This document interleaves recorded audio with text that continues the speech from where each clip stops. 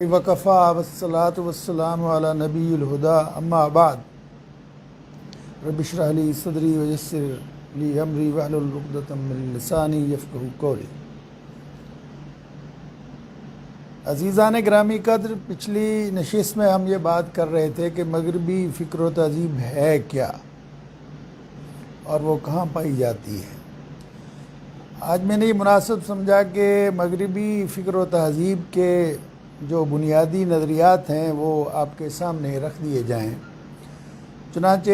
وہ ان میں سے جو 5 بنیادی نکات ہیں وہ میں آپ کے سامنے عرض کرتا ہوں۔ اس میں پہلی بات تو یہ ہے کہ مغربی تہذیب یہ کہتی ہے کہ انسان اپنا خدا خود ہے، اس کا کوئی الہ اور خدا نہیں ہے،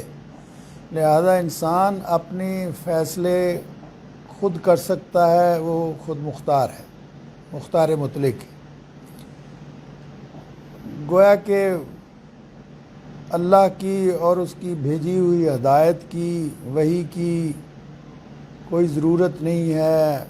اور مذہب کوئی چیز نہیں ہے۔ انسان خود مختار ہے، اپنے فیصلے خود کر سکتا ہے۔ دوسری بنیادی فکر اس کی یہ ہے کہ اگر کوئی خدا اور مذہب کو ماننا چاہتا ہے تو یہ اس کی زندگی کا انفرادی معاملہ ہے، وہ اپنی ذاتی زندگی میں مذہب پر، اس کی تعلیمات پر عمل کر سکتا ہے، لیکن جہاں تک اجتماعی زندگی ہے معاشرے اور ریاست کی، اس میں خدا کا اور مذہب کا کوئی کردار نہیں ہے۔ مطلب یہ ہے کہ محدود انفرادی زندگی کی بجائے اور محدود انفرادی مذہبی زندگی کے سوا اجتماعی زندگی کے جتنے بھی شعبے ہیں ان میں گویا خدا کی خدائی سے انکار۔ تیسری بات یہ ہے کہ یہ تہذیب یہ کہتی ہے کہ حقیقت صرف وہ ہے جس کا ہم تجربہ اور مشاہدہ کر سکیں، جو ہماری عقل میں سما سکے۔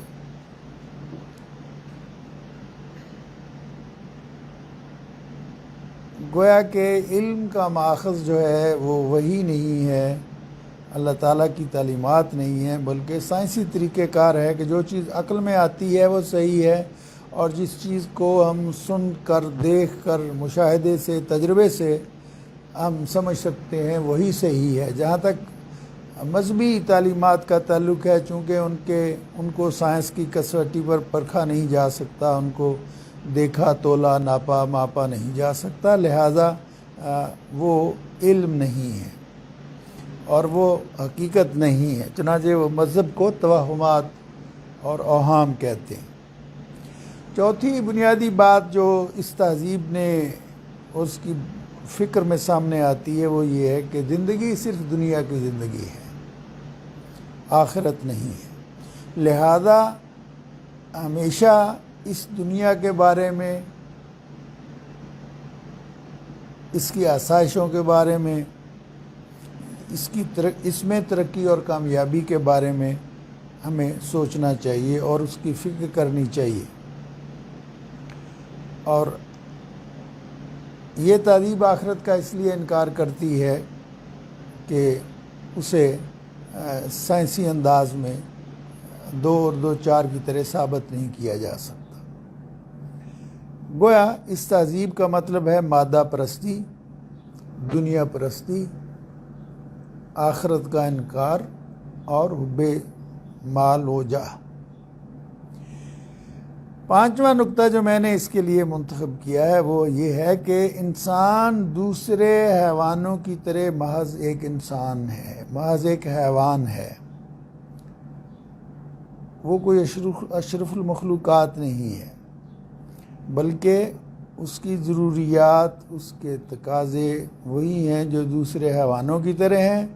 لہذا اس کے پیش نظر کوئی اعلیٰ اور برتر مقاصد نہیں ہے۔ زندگی جس طرح دوسرے حیوان کھاتے ہیں، پیتے ہیں، اپنی نسل جاری رکھتے ہیں اور ختم ہو جاتے ہیں، یہی چیز جو ہے یہی وظیفہ ایک انسان کا ہے۔ تو یہ 5 بنیادی نظریات ہیں جنہیں ہم مغربی فکر اور تہذیب کے عقائد کہہ سکتے ہیں. یہ وہ بنیادی تھیوریز ہیں جن کو وہ مانتے ہیں اور جن پر ان کی تہذیب مبنی ہے. اب سوال یہ ہے کہ انہوں نے یہ نکات کہاں سے لیے ہیں، انہوں نے یہ بات کہاں سے سمجھی ہے. تو اس پر اگر ہم غور کریں تو ہم یہ دیکھتے ہیں کہ یہ جو تاریخ 15ویں اور 16ویں صدی میں اٹھی، جسے ہم تاریخ نشأت ثانیہ کہتے ہیں یا تاریخ نشأت علوم کہتے ہیں، یہ ڈارک ایجز جسے ہم قرون مظلمہ کہتے ہیں، ان کے بعد اس کا زمانہ آتا ہے. اور اس کی بنیاد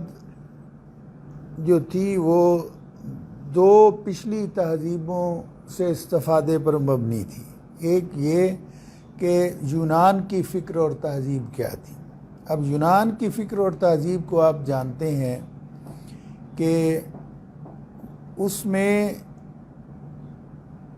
سقراط اور افلاطون اور ارسطو جیسے بڑے فلاسفر گزرے ہیں جنہوں نے اس تہذیب کو بام عروج پر پہنچایا، اور انہوں نے عقل کے لحاظ سے بہت اعلیٰ افکار پیش کیے. لیکن دیکھنے کی بات یہ ہے کہ کیا وہ افکار اللہ تعالیٰ کی ہدایت کے مطابق تھے؟ کیا اس پر مبنی تھے؟ کیا اس سے مستفاد تھے؟ ایسا نہیں ہے. ان کی فکر کا منبع بھی انسانی عقل تھی، وہی نہیں تھی. لہذا وہی سے محروم ہونے کی وجہ سے وہ حق کو نہیں پہنچ سکے اور حق کو نہیں پہچان سکے. لہذا وہ تہذیب اپنی سارے عقلی طرفوں کے باوجود اور اپنی ساری فکری ہمہ ہمی کے باوجود انسانیت کے لیے اور ہمارے لیے اس میں کوئی سبق نہیں ہے، اور وہ وہی کے انکار پر، آخرت کے انکار پر اور رسالت کے انکار پر مبنی ہے.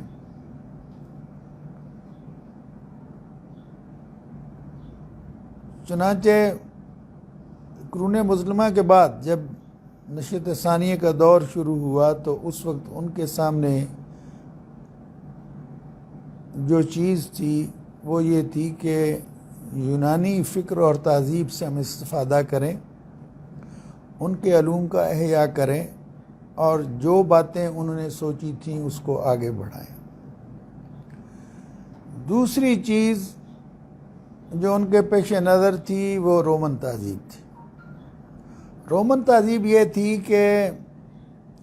رومنز نے جب عیسائیت قبول کر لی تو انہوں نے ایک اعلیٰ قانونی ڈھانچہ تیار کیا اور گورننس کا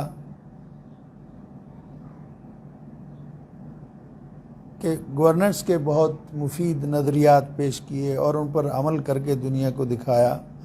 اور وہ اس وقت اپنے زمانے میں ایک بہت بالادست اور بالا تر تہذیب تھی. لیکن اس میں دیکھنے کی بات یہ ہے کہ جو عیسائیت ان کے پاس تھی اس میں شریعت نہیں تھی. اور جیسا کہ ہم جانتے ہیں کہ حضرت عیسیٰ علیہ السلام کے بعد پال نے، جو اصلاً ایک یہودی تھا، اس نے عیسائیت کی جو تشکیل نو کی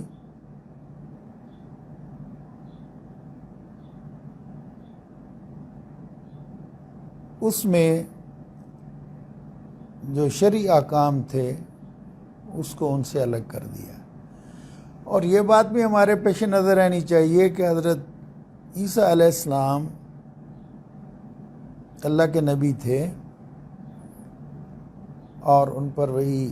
نازل ہوتی تھی. ان کو اللہ کی طرف سے کتاب بھی دی گئی جسے ہم انجیل کہتے ہیں، لیکن وہ نئی شریعت نہیں لائے تھے، بلکہ وہ حضرت موسیٰ علیہ السلام کی شریعت پر ہی عامل تھے. تو حضرت عیسیٰ علیہ السلام کی شریعت میں جو احکام تھے، چونکہ وہ نئی شریعت نہیں لائے تھے، حضرت موسیٰ علیہ السلام کی شریعت ہی پر کاربند تھے، تو لہذا اس میں شرعی احکام زیادہ تفصیل سے موجود نہ تھے، اور جو تھوڑی بہت کسر تھی وہ پال نے نکال دی۔ اس کا نتیجہ یہ ہے کہ اس کے بعد جو عیسائیت باقی رہ گئی دنیا کے پاس، اس میں شرعی احکام نہیں تھے، اس میں گویا کہ اجتماعی زندگی گزارنے کے، معاشرے کے اور ریاست کے، جیسے آج ہم کہتے ہیں کہ سیاسی نظام ہوتا ہے، قانونی نظام ہوتا ہے، معاشی نظام ہوتا ہے، تعلیمی نظام ہوتا ہے، یہ سارے نظام جو کہ شریعت دیتی ہے وہ ان کے پاس موجود نہیں تھی۔ لہذا رومن جو تہذیب تھی، ان کا قانون اپنا تھا، ان کا معاشی ڈھانچہ اپنا تھا، ان کی تعلیمی اور ثقافتی ڈھانچہ اپنا تھا، اور وہ شریعت پر مبنی نہیں تھا، اس لیے کہ ان کے پاس اس کے شرعی احکام نہیں تھے۔ ان کے پاس جو عیسائیت تھی وہ تحریف شدہ تھی، اور وہ زیادہ تر عقائد پر اور اخلاقی اصولوں پر مبنی تھی۔ اچھا، یہ دوسرا عنصر ہے جو مغربی تہذیب کی تشکیل میں جس نے کردار ادا کیا۔ اس کے بعد تیسرا اہم عنصر جو اس تہذیب کی بنیاد بنا وہ یہ تھا کہ اس زمانے میں 3 عناصر، یعنی سیاسی اقتدار اور پوپ کا مذہبی اقتدار، اور تیسرے نمبر پر جاگیرداروں کا تیار کردہ یا قائم کردہ معاشی ڈھانچہ، یہ تینوں آپس میں مل گئے، اور ان سب کے ملنے کے نتیجے میں ایک ایسا سیاسی استبداد وجود میں آیا، جو سیاسی استبداد بھی تھا، جو معاشی استبداد بھی تھا، اور جو مذہبی استبداد بھی تھا، اور یہ نظام مل کر عوام کے لیے ناانصافی اور ظلم کا سبب بنا، اور عوام اور پڑھے لکھے لوگ اس ٹرائکا سے جان چھڑانا چاہتے تھے، اور وہ ان کے ظلم و ستم سے آزاد ہونا چاہتے تھے۔ چنانچہ انہوں نے ان تینوں کو رد کیا، انہوں نے بادشاہی نظام کو بھی رد کیا، اس کی مخالفت کی، پوپ کی بھی انہوں نے مخالفت کی، جس طرح وہ بادشاہ کے ساتھ مل کے ان پر جبر کا نظام قائم کیے ہوئے تھا، اور وہ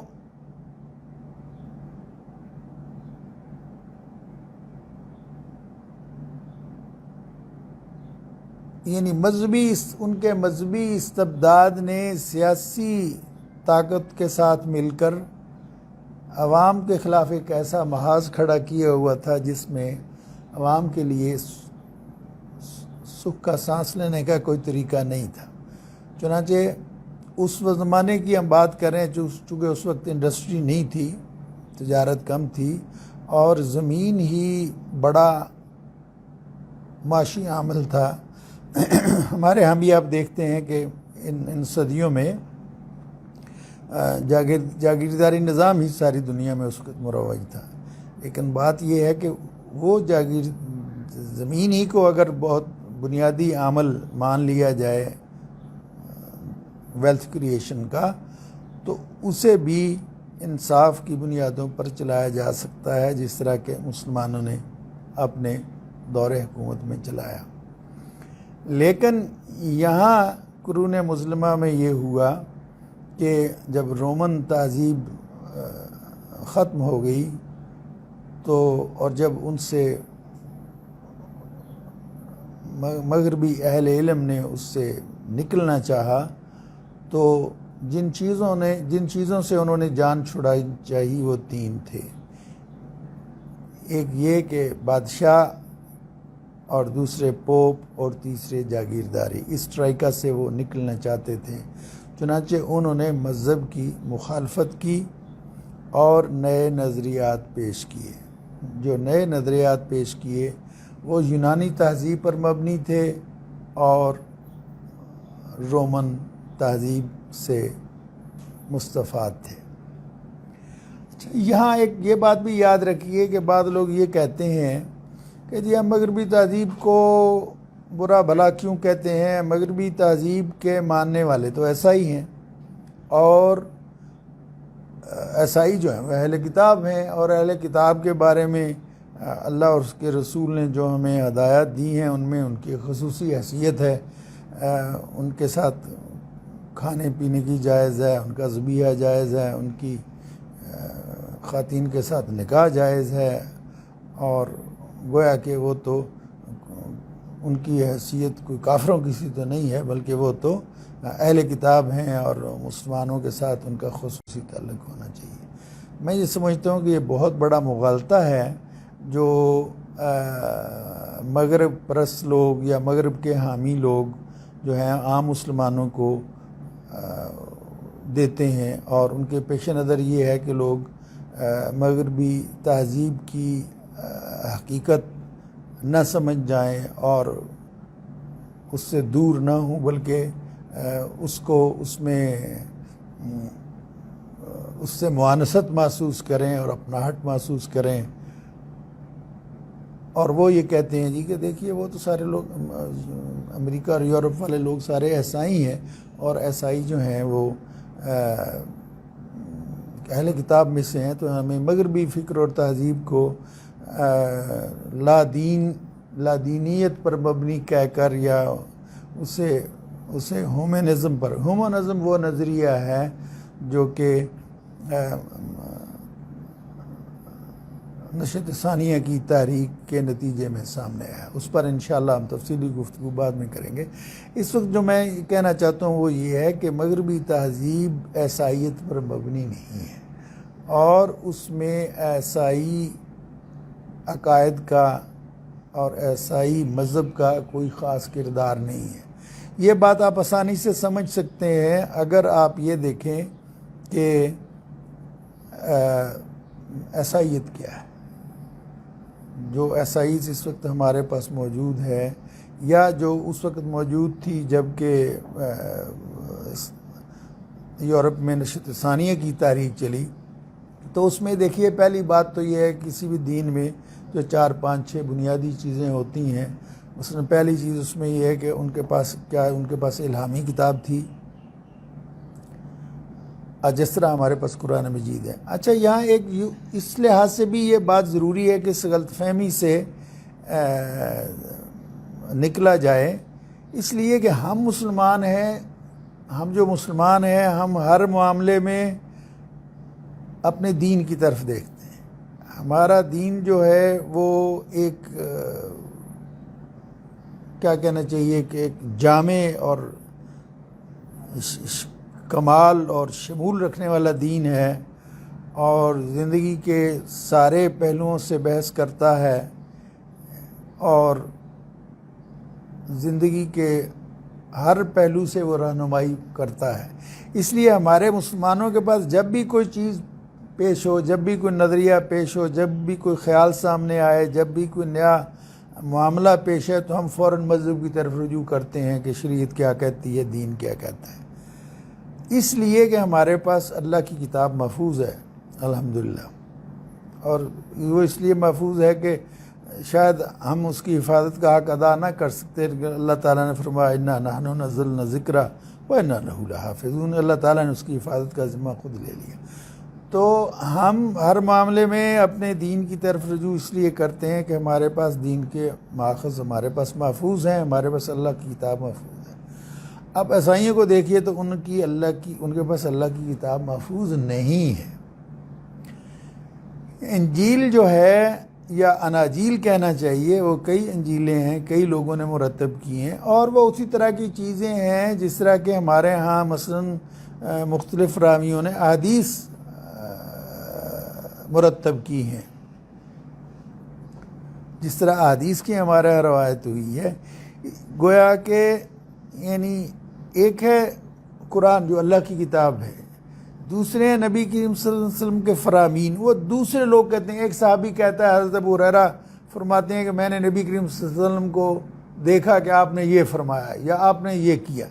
تو گویا کہ دوسرا آدمی جو ہیں وہ اس کو رپورٹ کرتے ہیں کہ پیغمبر صلی اللہ علیہ وسلم نے کیا فرمایا۔ تو اسی طریقے سے جو اناجیل ہیں، گویا کہ وہ ہماری اس طرح کی کتابیں ہیں جس طرح کی ہمارے ہاں حدیث کی کتابیں ہیں، اس میں جن میں یہ کہا گیا ہے کہ حضرت عیسیٰ علیہ السلام نے یوں کیا، یہ کہا، یہ کہا، تو اس میں قرآن کے الفاظ، قرآن کے جس طرح الفاظ ہیں، جس طریقے سے وحی پر مبنی چیزیں ہیں، وہ وحی نہیں ہے اناجیل میں۔ اناجیل میں جو چیزیں ہیں وہ یہ ہیں کہ ان کے حواریوں نے، جس طرح ہمارے نبی کریم صلی اللہ علیہ وسلم صحابہ تھے، ان کے صحابہ کو حواری کہا جاتا ہے، جیسا کہ قرآن مجید میں بھی آیا ہے۔ تو ان کے حواریوں نے ان کے بارے میں جو باتیں کی وہ جب جمع کر دی گئیں تو اس کے مجموعے کو ہم اناجیل کہتے ہیں۔ اب اس میں ظاہر ہے کچھ باتیں صحیح ہیں، کچھ کمزور ہیں، کچھ لوگوں نے وہی باتیں کی جو سنی تھی، کچھ وہ ہیں جو اس میں غلط فہمی ہوئی تو اضافہ کر دیا، اور کچھ لوگوں نے جس طرح ہمارے ہاں بھی ضعیف حدیثیں اور موضوع حدیثیں ہیں وہاں بھی، اور ہمارے ہاں یہ ہے کہ الحمدللہ ہم نے، مسلمانوں نے اور ہمارے اسلاف نے بہت زبردست تحقیقی کام کیا ہے اس کو، ان کی اتھنٹیفیکیشن کا اور ان کے استناد کا، تاکہ اسناد جو ہیں وہ جمع ہو جائیں، اور علم اسماء الرجال نے اور علم جرح و تعدیل نے ایک بہت مضبوط تحقیقی بنیاد فراہم کر دی ہے، جس سے ہم یہ سمجھ سکتے ہیں کہ یہ احادیث جو ہیں یہ صحیح ہیں اور قابل اعتماد ہیں۔ اب یہ چیز جو ہے وہ وہاں نہیں پائی جاتی، چنانچہ مورس بوکائیے ہم سے تھوڑا عرصہ پہلے گزرا ہے، مغربی فلاسفر ہے، دانشور ہے، مستشرق ہے، اس نے کتاب لکھی ہے بائبل، قرآن اینڈ سائنس۔ تو اس میں قرآن مجید کی اس نے ساری نسخے اور ساری اس کی جمع کی قرأتیں ساری، اور اس میں وہ کوئی فرق نہ پا سکا، اور اسے یہ ماننے پر مجبور ہونا پڑا کہ ہمارے پاس وہی قرآن ہے جو کہ نبی کریم صلی اللہ علیہ وسلم پر نازل ہوا تھا۔ لیکن بائبل میں اور اناجیل میں اس نے 10 لاکھ سے زیادہ فرق پایا، اور وہ ایسا ہی تھا، لیکن وہ یہ ماننے پر مجبور ہوا کہ یہ جو اناجیل ہیں ان میں بہت زیادہ اختلافات پائے جاتے ہیں، اور ان کے بارے میں حتمی طور پر یہ کہنا کہ یہ اللہ کی نازل کی ہوئی کتابیں یہ صحیح نہیں۔ گویا کہ جو عیسائی ہیں ان کے پاس اللہ کی طرف سے بھیجی گئی کتاب محفوظ صورت میں موجود نہیں۔ اچھا، دوسرا مذہب کا جو بنیادی تصور ہوتا ہے وہ تصور توحید ہوتا ہے کہ اللہ کے بارے میں اس مذہب کا تصور کیا ہے۔ اب عیسائیت کو دیکھیے تو وہاں ایک عجیب صورت نظر آتی ہے، اس کو وہ کہتے ہیں تثلیث کا عقیدہ۔ تثلیث کا عقیدہ یہ ہے کہ خدا، بیٹا اور روح القدس، یعنی 3 اقانیم ہیں، 3 ہستیاں ہیں، اللہ بھی خدا ہے، اس کا بیٹا حضرت عیسیٰ مسیح وہ بھی خدا ہیں، اور روح القدس بھی خدا ہے، لیکن یہ 3 مل کے پھر ایک خدا ہیں۔ تو یہ ایک ایسا لا ینحل مسئلہ ہے، اور ایسا گھمبیر مسئلہ ہے، اور ایسا الجھا ہوا مسئلہ ہے کہ خود عیسائیت کو ماننے والے بھی جو ذرا عقل سمجھ رکھتے ہیں ان کی سمجھ میں یہ بات نہیں آتی کہ خدا بیک وقت ایک بھی ہو سکتا ہے اور بیک وقت 3 بھی کیسے ہو سکتے ہیں۔ اس کے مقابلے میں ہمارے ہاں توحید کا بہت واضح تصور موجود ہے۔ تو عیسائیت ایک ایسا دین ہے جس میں ان کا تصور توحید واضح نہیں ہے۔ اگلی چیز جو ہمارے ادیان میں آتی ہے وہ ہے تصور رسالت۔ تصور رسالت ہمارے ہاں یہ ہے کہ اللہ تعالیٰ اپنی ہدایت اپنے ایک منتخب بندے تک پہنچاتے ہیں، اور وہ دوسرے انسانوں تک اس ہدایت کو پہنچاتا ہے اور اس پر عمل کر کے دکھاتا ہے اور ایک ماڈل کے طور پر سامنے آتا ہے۔ اب ان لوگوں نے حضرت مسیح علیہ السلام کو ایک خود خدائی بنا دیا، تو ظاہر ہے ان کی اب ظاہر ہے اگر ہم کسی انسان میں الوہی صفات تسلیم کرنے لگ جائیں تو ظاہر ہے اس کی پیروی کرنا ممکن نہیں ہوتا۔ وہ مشہور واقعہ ہے سیرت النبی کا کہ نبی کریم صلی اللہ علیہ وسلم کے صاحبزادے بہت بیمار تھے، آپ گئے، آپ نے بچے کو پیار محبت سے اٹھایا اور اس پہ جان کرنے کا وقت تھا، تو آپ صلی اللہ علیہ وسلم رو پڑے، آپ کی آنکھوں سے آنسو جاری ہو گئے۔ تو جو صحابہ ساتھ تھے انہوں نے کہا یا رسول اللہ آپ بھی روتے ہیں؟ فرمایا میں کیوں انسان نہیں ہوں؟ میرا بیٹا فوت ہو رہا ہے تو میں روؤں نا؟ دل دکھی ہے، اللہ کی تقدیر پہ ہم راضی ہیں، اس کے فیصلے پر۔ تو مطلب یہ ہے کہ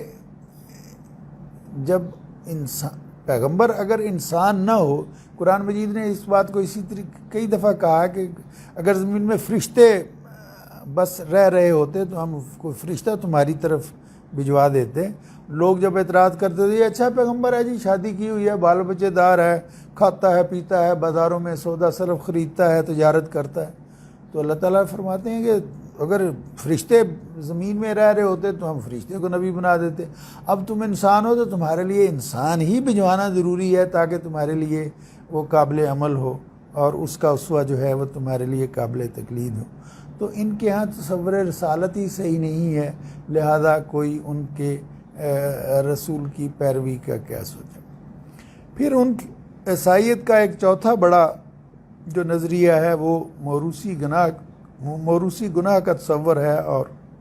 کفارے کا تصور ہے۔ ان کے ہاں ان کا کہنا یہ ہے کہ حضرت آدم علیہ السلام نے حضرت حوا کی بات مان کر جو ممنوع درخت کا پھل کھایا تھا اور اللہ تعالیٰ کے حکم کی نافرمانی کی تھی، تو وہ جو گناہ انہوں نے کیا تھا وہ ابھی تک انسانوں میں ٹریول کرتا آ رہا ہے، اور اس موروثی گناہ سے نجات کا طریقہ انہوں نے یہ ڈھونڈا، یہ وضع کر لیا کہ حضرت عیسیٰ علیہ السلام نے جو پھانسی قبول کر لی، پھانسی پر چڑھنا قبول کر لیا، تو یہ گویا اس گناہ کا کفارہ ہے جو کہ بنی نوع انسان جو ہے جس سے وہ متہم ہے، جس کی وہ شکار ہے۔ اس غلط عقیدے کا نتیجہ یہ نکلتا ہے کہ آدمی کی کوئی مسئولیت نہیں رہتی، اس کی کوئی ذمہ داری نہیں رہتی۔ وہ جو گناہ کرتے بھی ہیں اپنے پوپ کے ساتھ جا کے اس کی کنفیشن کر لیتے ہیں، وہ سمجھتے ہیں جی ہمارے گناہ معاف ہو گئے۔ اب سوال یہ ہے کہ ایک آدمی کے گناہ صرف پوپ کے سامنے جا کے، پریس کے سامنے جا کے کنفیشن کرنے سے کیسے معاف ہو جاتے ہیں؟ اس کے مقابلے میں اسلام کا سنہری اصول ہے کہ ہر آدمی لا وزر الا اخرى، کسی آدمی کا بوجھ دوسرا نہیں اٹھا سکتا، ہر آدمی اپنے کیے کا ذمہ دار ہے اور ہر آدمی اپنی ذاتی حیثیت میں جا کے اپنے اعمال کے لیے جواب دہ ہوگا۔ تو یہ جو تصور ہے کفارے کا، یہ غیر تعمیری تصور ہے اور انسان کی جو بنیادی ذمہ داری ہے اس سے بچنے کی صورت مہیا کرتا ہے۔ ان کے ہاں عیسائیت میں ایک اور تصور جو ہے وہ رہبانیت کا تصور ہے۔ رہبانیت کا تصور یہ ہے کہ آدمی کو نیک بننے کے لیے ضروری ہے کہ وہ دنیا کی آلائشوں سے بچ کے زندگی گزارے۔ یعنی نیکی کا تصور یہ ہے کہ ہم نے دنیا کو ترک کر دینا ہے اور شادی اور تجارت اور ملازمت اور ان چیزوں سے بچ کے رہنا ہے، یعنی دنیا کے جھمیلوں سے بچ کر رہنا ہے اور رہبانیت اختیار کرنی ہے۔ چنانچہ ان کے ہاں جو پادری ہوتے ہیں اور جو ننز ہوتی ہیں، آپ دیکھتے ہیں کہ وہ آئسولیشن میں رہتے ہیں، معاشرے سے کٹ کر رہتے ہیں، ان کا لباس دوسروں سے الگ ہوتا ہے، وہ صرف چرچ کے اندر رہتے ہیں اور باقی زندگی سے نہ شادی کرتے ہیں، نہ ملازمتیں کرتے ہیں، نہ تجارتیں کرتے ہیں، تو زندگی ساری جو زندگی ہے معاشرے کی اس سے کٹ کر رہتے ہیں۔ ظاہر ہے یہ بھی ایک غیر انسانی، غیر تعمیری چیز ہے۔ جب تک انسان اس دنیا کے معاملات کو ٹھیک طریقے پر انجام نہ دے، اللہ کی ہدایت کے مطابق انجام نہ دے، ظاہر ہے وہ آخرت میں کامیاب نہیں ہو سکتا۔ ایک اور خرابی جو عیسائیت میں موجود تھی اور اس وقت موجود ہے وہ یہ کہ ان میں ایک مذہبی اجارہ داری تھی، یعنی ان میں منسٹری ہے اور اس میں پوری ایک درجہ بندی ہے پوپس کی، مذہبی قائدین کی یا مذہبی قیادت کی ایک رجمنٹیشن ہے، اور اس کو ہر طرح کی جو مذہبی اصول اور قواعد وضع کرنے کی آزادی ہے۔ یہ مذہبی اجارہ داری جو ہے یہ اسی طریقے سے مشکلات کا ان کے لیے سبب بنتی ہے جس طرح کہ پہلے ان کے قرون مسلمہ کے بعد جب وہ نشأت ثانیہ کی تحریک اٹھا رہے تھے تو اس وقت اس کا واسطہ اس مذہبی اجارہ داری سے پڑا، اور پوپ جو ہے وہ بادشاہ سے مل کر ان کے لیے استبداد کی صورت اختیار کر چکا تھا، اور وہ انہیں کسی طرح کی مذہبی آزادی دینے کے لیے تیار نہیں تھے، اور ساری قوت جو ہے، ساری طاقت جو ہے مذہبی اور روحانی وہ اپنے تک محدود رکھتے تھے۔ لوگوں کو کتاب مقدس پڑھنے کا، سمجھنے کا حق نہیں تھا۔ ہمارے ہاں اس طرح کی کیفیت نہیں ہے، ہمارے ہاں جو آدمی بھی چاہے وہ دین کا علم حاصل کر سکتا ہے، اور ہمارے ہاں مذہبی رہنما ان معنوں میں کوئی طبقہ نہیں ہے اور اس طرح ان کی کوئی اجارہ داری نہیں ہے، لیکن وہاں چیز یہ موجود تھی۔ ایک اور اہم بات جو عیسائیت میں موجود تھی اور ہے وہ یہ تھی کہ ان میں دین و دنیا کی تفریق تھی، کیونکہ ان کے پاس شریعت نہیں تھی، اور عیسائیت جو تھی وہ محض عقائد کا اور محض اخلاقی اصولوں پر مشتمل تھی، لہذا وہ دنیا میں اپنی اجتماعی زندگی کے جو اصول ہیں وہ اس میں ان کو شریعت کی رہنمائی موجود نہیں تھی۔ وہ حضرت عیسیٰ علیہ السلام سے یہ قول منقول ہے، اور میں نہیں سمجھتا کہ وہ صحیح ہے، کہ انہوں نے فرمایا کہ جو اللہ کہا کہ وہ اس کو دو اور جو بادشاہ کہا کہ اس کو دو۔ مطلب یہ ہے کہ یعنی دین الگ ہے، دنیا الگ ہے۔ اسلام شروع ہی سے ایک رہا ہے، ہر پیغمبر نے اسی کی تعلیم دی ہے، اور دنیا کی زندگی اللہ تعالیٰ کی مرضی اور حکام کے مطابق گزارنا ہی شریعت ہے۔ لہذا دین اور دنیا میں جو تفریق کا رجحان ہے کہ دنیا کے معاملات جو ہیں اس میں اللہ کی رہنمائی کی ضرورت نہیں ہے، یہ ہم اپنی عقل سے کریں گے، اپنے تجربے سے سیکھیں گے، اور اس میں ہمیں نہ اللہ کی رہنمائی کی ضرورت ہے، نہ مذہب کی ضرورت ہے، نہ وحی کی ضرورت ہے، اور نہ ہمیں اس پر عمل کرنے کی ضرورت ہے۔ تو مغربی تہذیب جس طریقے سے پروان چڑھی ہے وہ اس عیسائیت کے خلاف چل کر آگے آئی ہے، وہ اس عیسائیت کو روند کر آگے بڑھی ہے، اس نے اس عیسائیت کو کونوں خدروں میں چھپنے پر مجبور کر دیا ہے۔ اس کے مقابلے میں ہم جب اپنے ہاں دیکھتے ہیں تو ہماری پوری تہذیب اور پوری دینی فکر اس چیز پر مبنی ہے کہ ہم نے اللہ اور رسول کے حکام پر عمل کرنا ہے اور اس کے مطابق زندگی گزارنی ہے۔ وہاں چونکہ عیسائیت جو تھی وہ بادشاہ کے ساتھ مل کر اور جاگیرداروں کے ساتھ مل کر ان پر ظلم و ستم کا سبب بن رہی تھی، لہذا انہوں نے اس عیسائیت کو اس عیسائی مذہبی قیادت کو وہ رد کرنے پر مجبور ہوئے، اس کی مخالفت کرنے پر مجبور ہوئے، اور انہوں نے ان کی مخالفت کی، اور ان کی مخالفت کرنے کے نتیجے میں ہیومنزم اور سیکولرزم اور بعد میں جتنے ازم ہیں وہ وجود میں ہے۔ لہذا مغربی تہذیب کے بارے میں یہ کہنا کہ یہ عیسائیت سے مستفاد ہے اور اس پر مبنی ہے، بالکل غلط ہے، یہ غلط فہمی ہے، دھوکہ ہے۔ مغربی تہذیب جو ہے وہ یونانی فکر پر مبنی ہے، رومی تہذیب سے استفادہ کرتی ہے، اور خدا اور وحی اور رسالت اور آخرت جیسے مذہبی عقائد کو رد کرتی ہے، اور جیسا کہ میں نے 5 نکات آپ کے سنائے ہیں، وہ اس دنیا کی زندگی ہی کو سب کچھ سمجھتی ہے،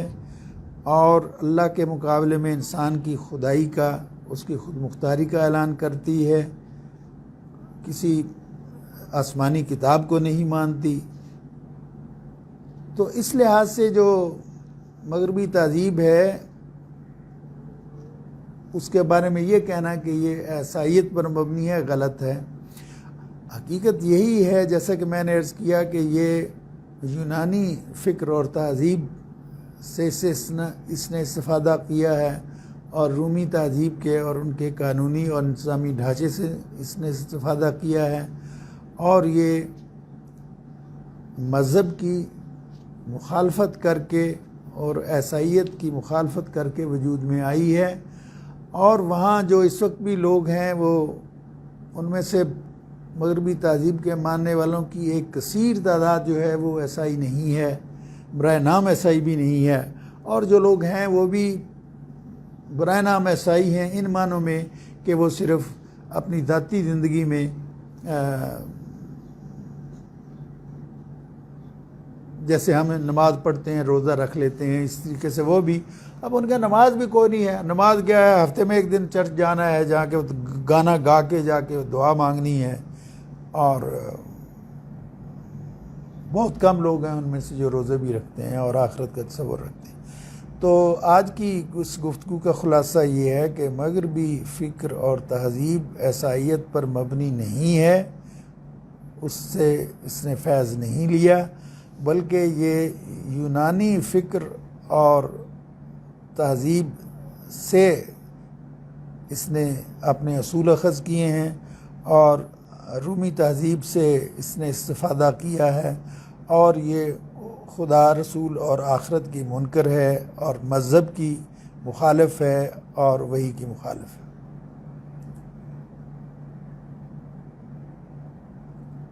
اس حوالے سے آپ کی بات پوچھنا چاہتے ہیں؟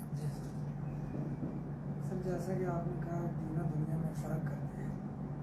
تو اسلام میں بھی ایسے ہیں کہ جیسا بنارس کے طلبا ہیں تو ان کو کہا جاتا ہے کہ اگر آپ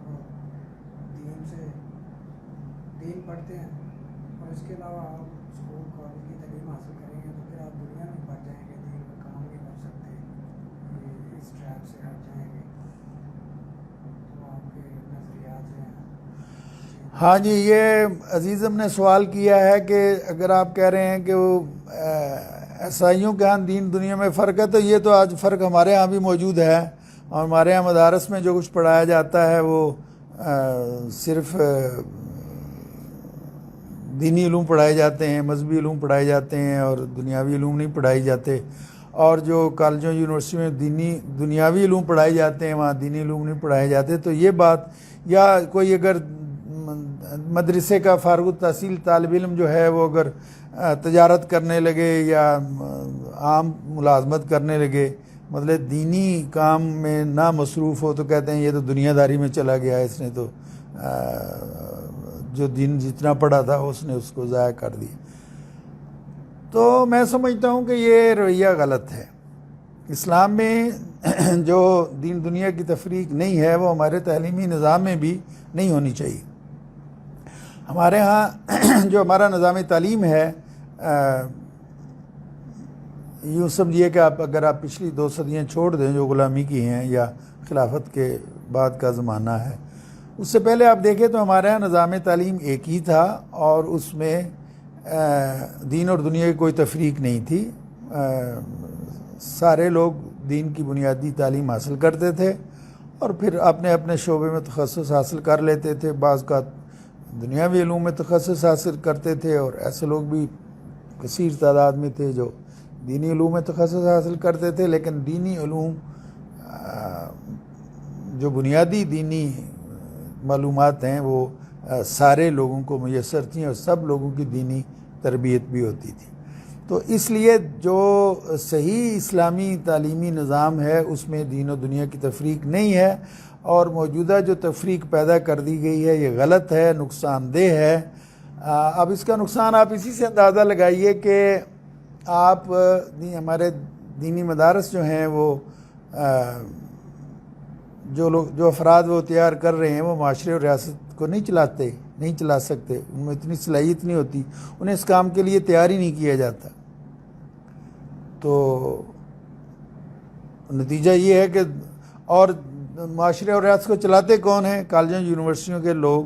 جن کی نہ دینی تربیت ملی ہوتی ہے اور نہ جن کو دینی تعلیم حاصل ہوتی ہے.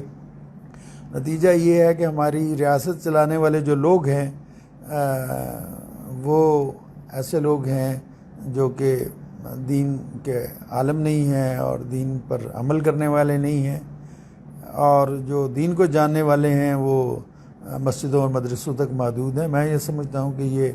نقطہ نظر جو ہے یہ اسلامی تعلیمات کے مطابق نہیں ہے، اور بلکہ اس کا نقصان خود مدارس کو بھی ہوا ہے اور ملک اور معاشرے کو بھی ہوا ہے. مطلب یہ ہے کہ اگر دیندار لوگ، اگر دینی تعلیم والے لوگ دیندار لوگوں کو تیار کر کے معاشرہ اور ریاست چلانے کے نہیں بھجواتے تو ظاہر ہے ان کا قصور ہے کہ وہ ایسے لوگ معاشرے کے لیے تیار ہی نہیں کر رہے جو ان کی ریاست اسلام کے مطابق چلا سکے. پھر کسی سے وہ گلہ کیا کر سکتے؟ مجھے اچھی طرح یاد ہے میں نے جب یہ اس طرح کے لیے بہت 10-15 سال پہلے کی بات ہے، تو اللہ جنت نصیب کرے پروفیسر عبدالبار شاکر صاحب کی لائبریری میں ہم نے پہلا کورس رکھا، اور اس میں میں نے مدارس کے جو ہمارے ساتھی ہیں، ہمارے علماء اکرام ہیں، میں نے ان سے کہا کہ وہ آدمی بھیجیں. تو قریب کے جو مدارس تھے جیسے دارالعلوم کامران بلاک ہے، وہاں سے کافی اساتذہ تشریف لاتے تھے. میں نے اپنے سلفی بھائیوں سے بھی کہا تو جامعہ رحمانیہ کے ایک استاد جو تھے وہ انتظامیہ کے کہنے پر ہمارے یہاں تشریف لائے. تو دوسرا یا تیسرا دن تھا جس دن ہمارے انگریزی کا پیریڈ شروع ہونا تھا اور وہ پہلا پیریڈ تھا. تو انگریزی کے پروفیسر صاحب تشریف لائے ہوئے تھے تو میں بھی موجود تھا. تو میں روسٹرم پہ گیا اور میں نے جا کے کہا کہ آپ مدارس میں آپ کو انگریزی نہیں پڑھائی جاتی، اور حالانکہ اگر آپ نے اس دنیا میں رہنا ہے اور خاص طور پر مغربی فکر اور تہذیب جو ہمارے ہاں غالب آ رہی ہے، اور ہمارے ہاں مسلمان بھی اس تہذیب سے متاثر ہو کے اس کی پیروی کرتے ہیں، تو ان سے آپ کو کل بحث مباحثہ کرنا پڑے گا جو لوگ اس تہذیب سے متاثر ہیں. تو اگر آپ اس تہذیب کو جانتے نہیں ہیں، ان کی زبان نہیں جانتے ہیں، تو آپ ان کو کیسے اس کا جواب دیں؟ اس لیے آپ کو انگریزی پڑھنی چاہیے، اور خاص طور علماء اکرام کو انگریزی ضرور پڑھنی چاہیے. تو وہ جامعہ رحمانیہ کے جو فاضل استاد تھے وہ کھڑے ہو گئے، انہوں نے ہاتھ اٹھایا تو میں نے کہا جی فرمائیے. یعنی میری گفتگو ختم ہونے لگی تو انہوں نے ہاتھ کھڑا کر دیا. میں نے ان سے پوچھا جی فرمائیے. کہنے لگے جی ہم آج تک اپنے اساتذہ سے سنتے ہیں کہ عربی میں مہارت حاصل کرو، تم نے دین کا عالم بنا ہے، ہم تو اسی پہ آج تک عمل کرتے ہیں، اب آپ کہتے ہیں انگریزی پڑھو. تو یہ تو اس سے الٹ بات ہو گئی. میں نے انہیں کہا بات یہ ہے کہ اگر آپ، میں یہ نہیں کہتا کہ آپ انگریزی اس لیے پڑھو کہ آپ نے کوئی انگریز بننا ہے یا ان کے ملک میں جا کے نوکری کرنی ہے، یا مطلب یہ ہے کہ آپ نے اگر آپ مغربی فکر اور تہذیب ہمارے لیے ایک چیلنج ہے، اور اس چیلنج سے آپ عہدہ برا نہیں ہو سکتے جب تک آپ اس کو جانتے نہ ہوں، جب تک آپ اس کا تجزیاتی اور تنقیدی مطالعہ نہ کریں۔ تو ان کی زبان جانیں گے تو پھر ہی اس کو رد کریں گے، پھر ہی وہ پڑھیں گے نا وہ کیا کہتے ہیں۔ اگر آپ یہ نہیں کریں گے تو پھر آپ میں کمزوری رہ جائے گی، خامی رہ جائے گی۔ پھر میں انہوں نے بتایا کہ میں جب اپنی دوسری پی ایچ ڈی کے لیے کام کر رہا تھا، پہلی کے لیے، جس میں میرا موضوع تھا Islamization of laws and legislation in Pakistan, تو میں نے سیکٹری لا سے ٹائم لیا اور ان سے پوچھا کہ یعنی ضیاء الحق صاحب کے زمانے میں خاص طور پر جتنی قانون سازی ہوئی، اسلامی حدود وغیرہ کے قوانین پاس ہوئے، تو وہ کیسے پاس کر لیے آپ نے، جبکہ آپ کو اس میں درک حاصل نہیں ہوتا شرعی قوانین میں، یا اس میں وزارت مذہبی امور زیادہ کام کرتی تھی، نظریاتی کونسل کام کر رہی تھی، تو اس میں آپ کا وزارت قانون کا کیا کردار رہا۔ تو میں وہاں گیا تو اس دن تو میں نے ان سے پوچھا کہ آپ کے ہاں جب انٹرویو میں بیٹھے اور میں نے وزارت کے لوگوں سے باتیں کی، تو میں نے ان سے پوچھا کہ آپ کے حدود قوانین کس نے بنائے تھے؟ تو انہوں نے کہا جی ہمارے ہاں ڈرافٹنگ کا ویٹنگ کا ایک پورا ڈپارٹمنٹ ہے، اور ہمارے ایک ڈپٹی سیکرٹری اس کے انچارج ہوتے ہیں۔ تو میں نے کہا ذرا مجھے ان صاحب سے ملا دیں۔ تو چائے وائے پینے کے بعد وہ ان کا ایک آدمی انہوں نے اپنے آفس بوائے کو میرے ساتھ کیا، اور میں ان صاحب سے ملنے گیا۔ تو ان سے میں نے پوچھا کہ حدود کے قوانین آپ نے ویٹ کیے تھے؟ کہنے لگے ہاں۔ میں نے کہا کہ آپ نے عربی پڑھی ہے؟ کہنے لگے کوئی نہیں پڑھی۔ میں نے کہا کہ اچھا آپ نے قرآن کی کوئی تفسیریں پڑھی ہیں؟ کہنے لگے اردو میں تفسیر پڑھی ہے، میں نے مولانا مودودی صاحب کی تفسیر پڑھی۔ میں نے کہا اچھا اور کچھ پڑھا؟ کہتے نہیں۔ میں نے کہا حدیث کی کوئی کتاب پڑھی ہے؟ کہتے کوئی نہیں پڑھی۔ میں نے کہا اصول فقہ کی کوئی کتاب پڑھی ہے؟ کہتا ہے ہاں، یہ ہملٹن نے جو انگریزی ترجمہ کیا ہے کچھ تھوڑا سا ہدایہ کے حصے کا میں نے وہ پڑھا ہوا ہے، اور فتاوی عالمگیری کا اردو ترجمہ بھی میں نے دیکھا تھا۔ میں نے کہا اتنا پڑھنے سے تو آپ اس قابل نہیں ہو سکتے کہ آپ حدود کے قوانین بنائیں۔ کہنے لگا نہیں، وہ ڈاکٹر دوالی بھی آ گئے تھے سعودی عرب سے، اور مفتی تقی عثمانی صاحب تھے، تو ان دونوں نے مل کے انگریزی میں ڈرافٹ بنائے تھے، تو انہوں نے ڈرافٹ تیار کر لیا تھا، تو پھر میں بھی ان کے ساتھ بیٹھ گیا تھا اور ہم نے کچھ اس کو سیدھا پدرا کر لیا تھا۔ تو یہ واقعہ سنانے کے بعد میں نے جامعہ رحمانیہ کے اس استاد محترم سے کہا، میں نے کہا کہ اس آدمی کی بجائے جس کو نہ عربی آتی تھی اور نہ اس نے نہ فقہ پڑھی تھی، نہ اصول فقہ پڑھی تھی، اور نہ اس نے تفسیریں پڑھی، نہ حدیث کی کتابیں پڑھی، اور وہ دوسروں کا محتاج تھا کہ دوسروں نے آ کے اس کو لیے قانون جو تھا اسلامی قانون ان کو بنا کے دیا، تو اس کی جگہ آپ جیسے لوگوں ہونا چاہیے۔ آپ نے قرآن بھی پڑھا ہے، حدیث بھی پڑھا ہے، عربی زبان میں بھی مہارت ہے، فقہ اصول فقہ بھی پڑھا ہے، تو آپ زیادہ مستحق کہ وہاں بیٹھ کے یہ کام کریں، بجائے اس آدمی کے کہ جو 3 پیس سوٹ پہنے ہوا، ٹائی لگائے ہوئے ہے اور بودے بنائے ہوئے ہے اور قرآن حدیث کا عالم نہیں ہے، اور وہ آپ کے لیے حدود قوانین بنا رہا ہے۔ تو مطلب یہ ہے کہ میں یہ سمجھتا ہوں کہ ہمارا نظام تعلیم جو ہے، ہمیں مغربی فکر اور تہذیب کا مطالعہ ہمارے اسکولوں، کالجوں، یونیورسٹیوں اور دینی مدارس میں بھی ہونا چاہیے، تاکہ لوگوں کو پتہ چلے کہ مغربی تہذیب کیا ہے، اور وہ اسلام سے کتنی مختلف ہے، اور اسلام سے اس کی کتنی برعکس ہے، اور اس سے کتنی متضاد ہے، اور ہمیں اس کی پیروی کرنے کی بجائے ہمیں اسے رد کرنا چاہیے۔ تو اس پر کفایت کرتے ہیں۔ آخر دعوانا الحمدللہ رب العالمین۔